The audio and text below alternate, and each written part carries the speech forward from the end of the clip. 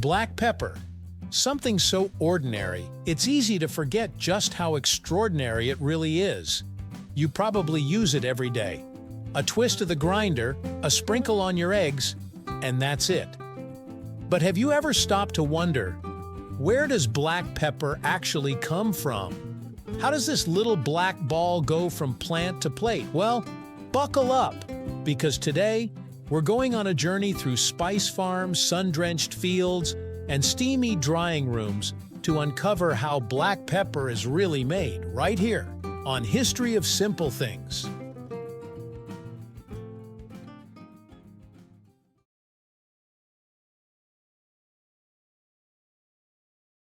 To start, let's go to where black pepper is born, the tropical farms of India, Vietnam, Indonesia, and a few other equatorial countries.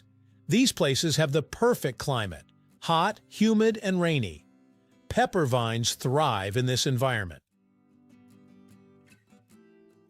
Black pepper comes from the Piper nigrum plant, a climbing vine that grows up wooden poles or trees. It looks a bit like a grapevine, but instead of grapes, it produces long clusters of tiny green berries. Yes, that's right, black pepper starts out as a green berry. The vines take about 3 to 4 years to mature enough to bear fruit. Once they're producing, the peppercorns grow in long, spiky clusters. They're harvested when the berries are still green but just starting to ripen. Timing is everything here. Too early, and the flavor won't develop. Too late, and you don't get that classic black pepper bite. Harvesting is usually done by hand. Farmers climb ladders or use long poles to pluck the pepper spikes off the vines. It's careful, repetitive work, but it has to be done right to get the best pepper. Once the berries are harvested, they're separated from the stalks. This can be done by hand or by gently threshing the spikes.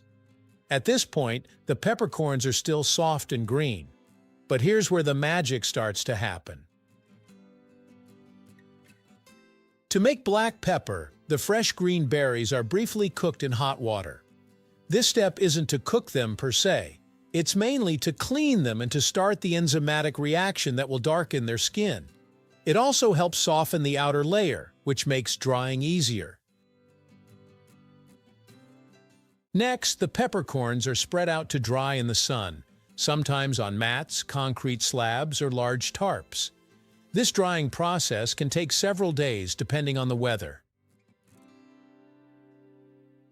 As they dry, the outer skin shrivels and darkens. The heat and enzymes begin to break down the flesh just slightly, concentrating the flavor and aroma. That's how those green berries slowly transform into the wrinkly black spheres we recognize as peppercorns. The sun-drying process is critical.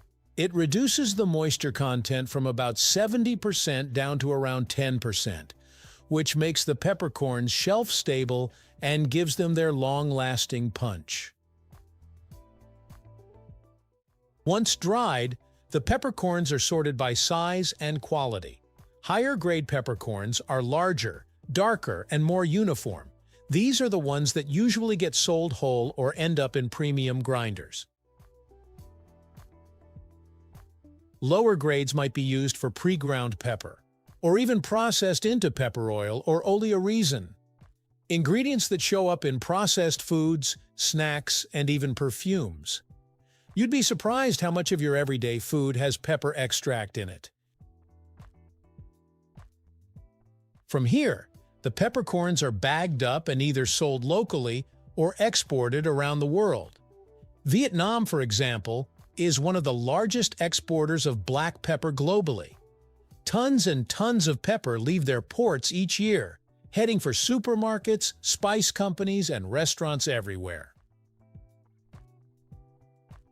Some pepper is sold whole, some is ground, and in recent years, gourmet pepper varieties like Telecherry or Malabar have gained popularity for their bolder flavors and bigger berries. Back in your kitchen, What you probably have is whole black peppercorns in a grinder, or a jar of pre-ground pepper. Whole peppercorns keep their flavor much longer. That punchy, earthy aroma you get when you twist the grinder? That's the volatile oils being released from the crushed outer shell.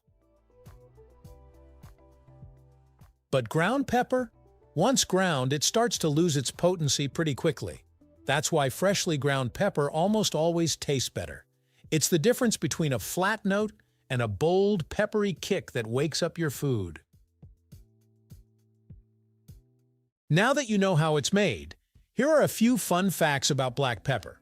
It's often called the king of spices. In ancient times, it was so valuable it was used as currency. The Romans used it in almost every dish, even some desserts. During the Middle Ages, black pepper was locked up in vaults like gold. The global spice trade was largely driven by pepper, and it even helped spark the age of exploration. That's right. Columbus didn't just sail the ocean blue for gold. He was also looking for spices like black pepper. Oh, and if you're wondering, yes, black, green, and white pepper all come from the same plant. The difference lies in how they're processed. Green peppercorns are picked young and either freeze-dried or preserved in brine. Black pepper is picked just before full ripeness and sun-dried. White pepper is fully ripened, then soaked to remove the outer skin, leaving just the inner seed. Each one has a different flavor profile. Black is bold and spicy. Green is fresher and more herbal. White, it's got a mustier, earthier punch. So the next time you twist that grinder, consider the path those tiny black peppercorns have taken. Grown on vines in tropical climates, carefully harvested by hand, and dried under the sun, each one has passed through a detailed process shaped by knowledge passed down through generations. From remote farms to global spice markets, these peppercorns travel a long way to bring flavor to your food. It may seem like just a simple seasoning, but black pepper holds a powerful legacy. Once traded as a precious commodity, it played a major role in shaping trade routes and global exploration. With every sprinkle, you're tasting a spice that changed history. All that from a little green berry. Thank you for watching. If you have suggestions for our next video, feel free to share them in the comments below. We'll be sure to give you an acknowledgement for your contribution.